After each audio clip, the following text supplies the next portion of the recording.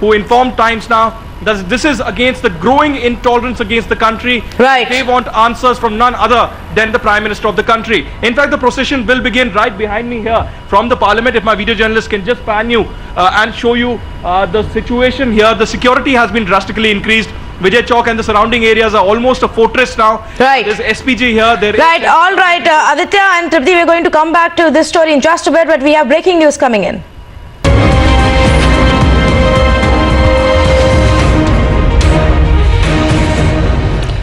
Turning our attention to Robert Vadra's latest social media post that claims that the government is targeting him after Enforcement Directorate raids were conducted on a company that's allegedly linked to him. Vadra has said that the government is concocting false accusations against him. Sneha's on the phone line. Sneha, his defense seems to be that every time the government is feeling slightly on a weaker foot or insecure, they generate these false accusations against me.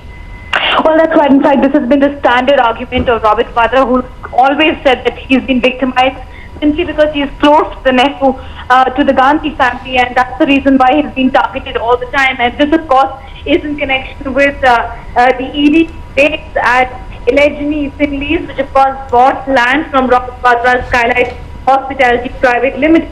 The ED has conducted raids of this company, and this, of course, is connected to Robert Vadra's own company. At least they've had a business dealing. And that's what Robert Vadra is saying, that this is nothing but victimization. In fact, previously also raids were carried out in connection with the Bikaner landscape, where around 1,400 acres of land was acquired and sold up to 7 other companies illegally.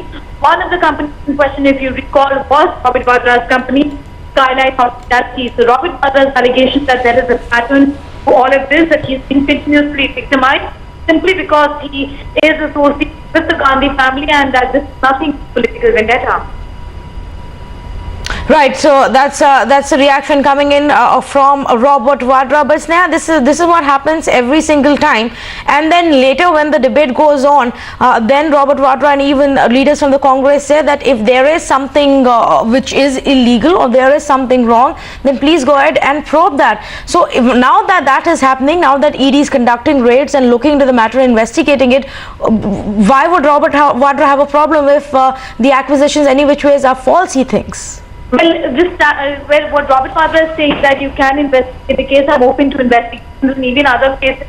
For example, the Bikaner land, also I'm open to investigations, and I'm open to legal scrutiny as well. But this is only simply happening because this is political vendetta. There is nothing to this, but because I'm associated with the Gandhi camp, and that's why I'm victimized. And the Congress's line of defense is also the same, that each time Robert Vadra is targeted, is only being targeted because he is the Congress president's son-in-law, and there's nothing for this, and that they're open to legal scrutiny and open to investigations. If anything, if there is any wrongdoing, then they are open to legal scrutiny for the same.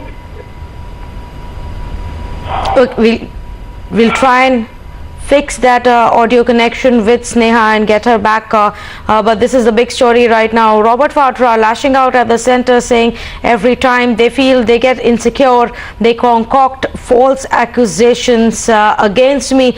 Coming out just a day after ED conducted raids on some of the firms that are connected with Robert Vadra. The Bihar elections are the most important elections since the general elections in 2014. Clearly, there's a huge amount at stake for both, but it is Nitish who has more to lose. He has staked everything on breaking ties with the BJP and the question of his political survival.